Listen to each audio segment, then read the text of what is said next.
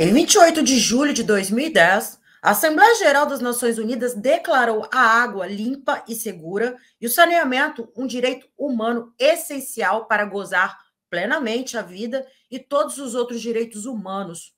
No entanto, 4,5 bilhões de pessoas em todo o mundo não têm saneamento seguro e 2,1 bilhões não têm ao menos água potável, gerando impactos graves a comunidades que sofrem com a falta deste bem essencial. Léo Heller, que é assessor especial da Organização das Nações Unidas, a ONU, para o direito à água e saneamento, faz um alerta. Existe um risco no aumento das disparidades sociais quando os governantes privatizam a distribuição da água em suas comunidades.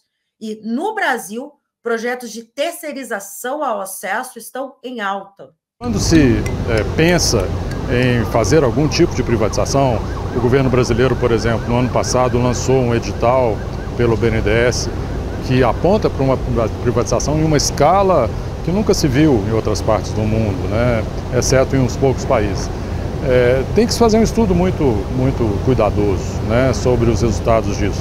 Se a privatização se dá sem uma regulação minimamente relevante, pode levar a violações dos direitos humanos, claramente, né? Aumento de tarifas, exclusão de populações de baixa renda, exclusão das populações rurais. José Fagian, presidente do Sindicato dos Trabalhadores em Água, Esgoto e Meio Ambiente do Estado de São Paulo, cita alguns exemplos de locais em que o acesso à água foi privatizado e gerou graves consequências. Inclusive, aqui no Brasil, hoje, a gente vai na lógica, aliás, a gente vai na contramão do que acontece no mundo, porque hoje a gente tem no mundo um processo de reestatização do serviço de saneamento. A França, por exemplo, que foi um dos países que primeiro começou esse processo de privatização, eles hoje têm 106 casos de reestatização do serviço de saneamento, inclusive Paris, né, foi reestatizado porque os serviços de saneamento de água, eles são o que a gente chama de monopólio natural, ou seja, né, pela característica do serviço, você não consegue ter duas empresas, você não consegue ter duas redes de água passando na frente da sua casa para você optar em se conectar a uma ou a outra, né? Então, portanto, é um monopólio natural. Esse monopólio natural ele pode ser público ou privado. Quando ele é privado, o que acontece é que a lógica do lucro ela vai prevalecer. Saindo da França, indo para a Inglaterra, né? Um caso muito emblemático lá da Thames Water, né, que é a empresa privada, o consórcio privado que opera o serviço de água e saneamento lá, que foi privatizado lá atrás, no fim da década de 90, né? No fim da década de 90 foram privatizados o serviço de saneamento na Inglaterra. Quando eles foram privatizados, a empresa assumiu, né? O consórcio assumiu a empresa sem nenhum tipo de dívida, né?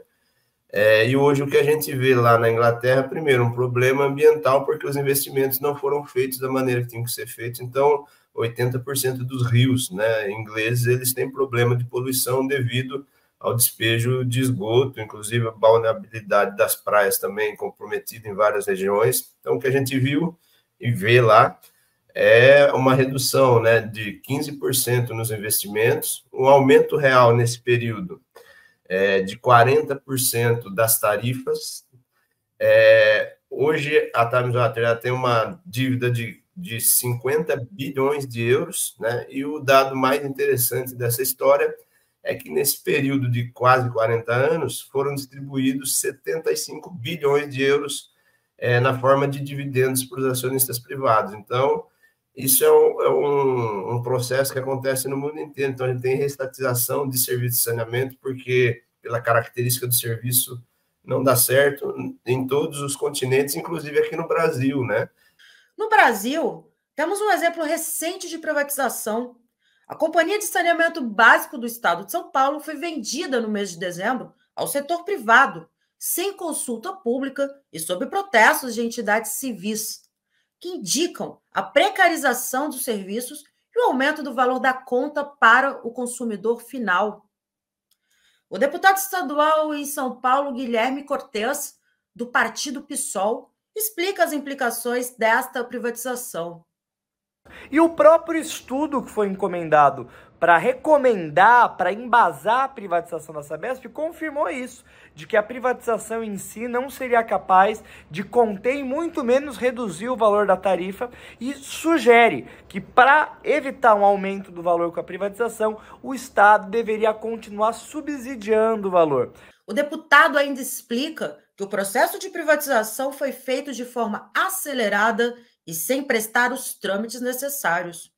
O projeto ele passou a um só tempo em 3 comissões na Assembleia. Sequer as comissões para a qual ele foi distribuída discutiram individualizadamente, e outras comissões importantes, como é o caso da Comissão de Administração Pública, que tem a competência de analisar as matérias que dizem respeito às empresas públicas, desestatização, relações de trabalho, ou a Comissão de Meio Ambiente, que tem a competência de analisar a matéria em relação aos recursos hídricos do Estado, como é o caso do acesso à água, saneamento básico, ao tratamento de água, foram deixados de fora desse processo. Então foi um processo que, desde que chegou na Assembleia Legislativa, pelo instrumento errado, foi extremamente atropelado, afobado e com as mínimas possíveis espaços de diálogo com a população.